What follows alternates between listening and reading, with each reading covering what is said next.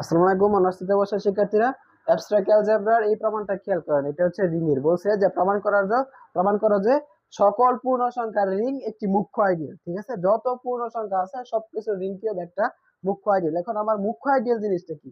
মুখ্য আইডিয়াল হচ্ছে এমন আইডিয়াল যে আইডিয়ালকে শুধুমাত্র একটা উপাদান দ্বারা প্রকাশ করা যায়।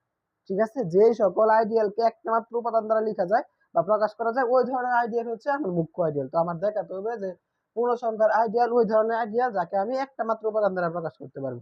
তো আমরা আগে এইখানে একটা পূর্ণ সংখ্যা ধরে নিব, যে পূর্ণ সংখ্যার একটা সেট আমরা এখানে ধরে নিব। লিখি যে প্রমাণ প্রমাণ প্রথমে আমরা ধরে নিব যে ধরি একটি পূর্ণ সংখ্যার set z is equal two, তো পূর্ণ সংখ্যা কিরকম হয়? প্লাস মাইনাস সব আছে জিরো সহ।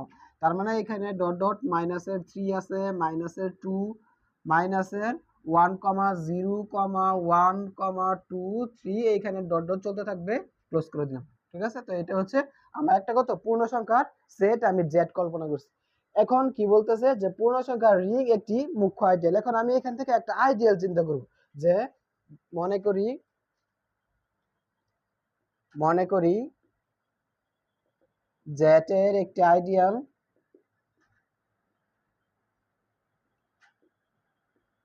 মনে করি জেট এর একটি আইডিয়াল কত? এস। ঠিক আছে, আমরা জেট এর পূর্ণ সংখ্যার একটা সেটের যে কোনো একটা আইডিয়াল আমরা এস ধরে নিছি।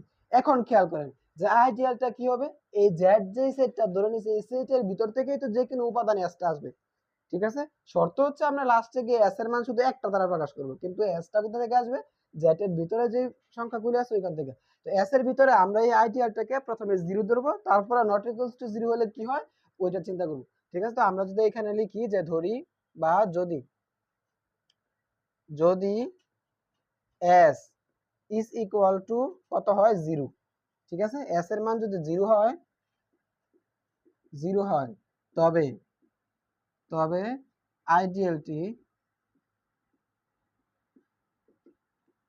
তবে আইডিয়ালটি খেয়াল করেন তো, এস তো নিজে একটা আইডিয়াল, এস এর মান কি ধরছি? 0। 0 থেকে আসছে জেড এর ভিতর থেকে। এখন এই আইডিয়ালকে আমি কি শুধু একটা মান দ্বারা প্রকাশ করছি না? যেহেতু একটা মান দ্বারা প্রকাশ করছি, আমি কি বলছিলাম? একটা মান দ্বারা প্রকাশ করলে ওইটা কি হয়? মুখ্য আইডিয়াল। তার মানে এইখানে এই আইডিয়ালটা কি হচ্ছে? মুখ্য আইডিয়াল। তো আমরা এইটাই লিখবো, যেহেতু এস এর মানে এস ইকুয়াল টু 0, শুধু একটা মান দ্বারা আমি প্রকাশ করতে পারছি, সুতরাং এই আইডিয়ালটি মুখ্য আইডিয়াল। এই আইডিয়ালটা কি? মুখ্য আইডিয়াল, যাকে কত দ্বারা? 0 দ্বারা সৃজিত করা হয়েছে, যাকে 0 দ্বারা প্রকাশ করা হয়েছে বা সৃজিত করা হয়েছে, একই কথা। সৃজিত করা করা হয়েছে। এখন আইডিয়াল লেখার একটা আদর্শ আকার আছে। ঠিক আছে, আইডিয়াল লেখার আদর্শ আকারটা কি? As S is equals to as A 0। ঠিক আছে, এটা তো আমার প্রথম কাজটা শেষ। আমরা প্রথমে এস এর মান কি ধরে নিলাম? 0, আইডিয়ালটা 0। এখন এখন আমরা লিখবো যে যদি 0 না হয় তখন কি ঘটনা ঘটবে। এখন S not equals to 0, S এর উপাদান যদি 0 না হয়, নট ইকুয়ালস টু 0 হয়, তবে তবে এস এ অবশ্যই অবশ্যই একটি, এখন নট ইকুয়ালস টু 0 কথার মানে কি? এর মান শূন্য না। শূন্য না মানে কি? অশূন্য। তো এস এর মান যদি 0 না হয় তার মানে কি এখানে একটা অশূন্য উপাদান বিদ্যমান। তো আমরা এইটাই লিখবো, এস এর মান 0 নয় মানে এখানে অশূন্য এরকম একটা মান আছে। তার মানে S is equal not equals to 0 হয়, তবে এস এ অবশ্যই একটি অশূন্য উপাদান বিদ্যমান। অশূন্য উপাদান অশূন্য উপাদান বিদ্যমান ধরি, তা কত? ধরি ওই অশূন্য উপাদানটা আমরা কত ধরে নিব? এ, যেখানে এ নট ইকুয়ালস টু কত? 0, এর মান শূন্য নয়, সে কি? অশূন্য। এটা আমার পরে প্রমাণের ক্ষেত্রে কাজে লাগবে। এখন এর মান আমরা কি ধরলাম? অশূন্য। অশূন্য মানে সে প্লাসও হতে পারে মাইনাস হতে পারে, কারণ কি পূর্ণ সংখ্যার উপাদানের মধ্যে আমার প্লাসের মানও আছে মাইনাসের মানও আছে। এ যেহেতু অশূন্য, শূন্য নয়, সুতরাং এ একবার পজিটিভ হতে পারে, একবার কি হতে পারে? নেগেটিভ হতে পারে। তো আমরা লিখবো যেহেতু এস একটি আইডিয়াল, যেহেতু এস একটি আইডিয়াল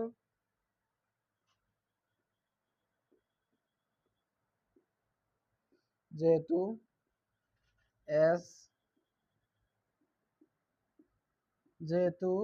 একটি আইডিয়াল, সুতরাং এই এটা কি হবে, এ বিলংস টু কত এস। তো সে পজিটিভ মানও আসতে পারে এবং এর ঋণাত্মক মান মাইনাস এ এইটাও কত বিলংস টু এস। দেখেন বুঝতে পারছেন কিনা, যেহেতু আমি অশূন্যক বললাম, অশূন্যকের মধ্যে সে পজিটিভ আছে নেগেটিভ আছে, তো সে যেহেতু আমার কি আইডিয়ালের মধ্যে পজিটিভ মান আসবে নেগেটিভ মান, আমি তো এখানে মুখ্য আইডিয়াল উল্লেখ করি না, এই আইডিয়াল থেকে আমি মুখ্য আইডিয়ালটা প্রমাণ করব, কিন্তু ফার্স্টে আমার সে কি আছে আইডিয়াল, তো যেহেতু সে আইডিয়াল তার মাঝে পজিটিভ মান আসবে নেগেটিভ মান আসবে, তো আমরা এইভাবে লিখতে পারি যে এ বিলংস টু এস এবং কি এর যে নেগেটিভ মান আছে মাইনাস এ বিলংস টু কত এস। এখন খেয়াল করেন এতটুকু আসার পরে আমি এই দুইটার কম্বিনেশনে একটা শর্ত লিখতে হবে, যে শর্ত থেকে প্রমাণ করতে হবে যে আমি শুধু কি একটা মান দ্বারা প্রকাশ করতে পারি। এখন এইখানে খেয়াল করেন এস এর মধ্যে এ মানও থাকবে মাইনাস এর মানও থাকবে, তার মানে একটা নেগেটিভ মানও থাকবে, পজিটিভ মানও কি কিছু সংখ্যক নেগেটিভ মানও থাকবে, কিছু সংখ্যক পজিটিভ মানও এস এর মধ্যে বিদ্যমান থাকবে। তো নেগেটিভ মানটা নিয়ে আমার কোনো কাজ নেই প্রমাণের মধ্যে, আমরা পজিটিভ মানটা নিয়ে কাজ করব। তো এখানে লিখবো যে সুতরাং এস এর মধ্যে, সুতরাং এস এ কিছু সংখ্যক, এস এ কিছু সংখ্যক এই যে ধনাত্মক সংখ্যা বিদ্যমান বা ধনাত্মক উপাদান বিদ্যমান, কিছু সংখ্যক ধনাত্মক, তো এগুলো যেহেতু আমি পূর্ণ সংখ্যা রেখে লিখতেছি, তো আমি এখানে লিখতে পারবো এস এ কিছু সংখ্যক ধনাত্মক পূর্ণ সংখ্যা বিদ্যমান, ধনাত্মক পূর্ণ সংখ্যা বিদ্যমান। দেখেন বুঝতে পারছেন কিনা, ধনাত্মক পূর্ণ সংখ্যা, ধনাত্মক পূর্ণ সংখ্যা বিদ্যমান, যেহেতু পজিটিভ নেগেটিভ দুইটাই এস এর মধ্যে আছে, নেগেটিভটা দরকার নাই পজিটিভটা আছে, তার মানে অবশ্যই এখানে কিছু সংখ্যক পজিটিভ একই আছে এস এর মধ্যে আছে, তো আমরা এটাই লিখলাম যে সুতরাং এস এ কিছু সংখ্যক ধনাত্মক পূর্ণ সংখ্যা কি বিদ্যমান। এই ধনাত্মক সংখ্যাগুলোর মধ্যে এখন সর্বনিম্ন একটা সংখ্যা আমরা এখানে ধরে নিব, যে এস এস একটা আইডিয়াল যদি এরকম হতো যে এস একটা আইডিয়াল এরকম আছে, এখানে এখানে সবগুলি পজিটিভ মান আছে, তো পজিটিভের মধ্যে সর্বনিম্ন একটা উপাদান আছে না, ওই সর্বনিম্ন উপাদানটা আমরা এখানে ধরে নিব, যে ধরি সর্বনিম্ন, ধরি সর্বনিম্ন ধনাত্মক উপাদানটি, সর্বনিম্ন, ধরি সর্বনিম্ন ধনাত্মক উপাদানটি কত বি, আমরা সর্বনিম্ন ধনাত্মক একটা উপাদান বি ধরে নিলাম, ঠিক আছে। এখন এই এস এর মধ্যে এস এর সবগুলি উপাদানকে আমরা এক্স দ্বারা প্রকাশ করব, যে এক্সটা বিলংস টু কত এস, লিখবো যে এখন এখন এক্স বিলংস টু এস এর জন্য, এক্স বিলংস টু এস এর জন্য ভাগ প্রক্রিয়া অনুসারে, ভাগ প্রক্রিয়া অনুসারে,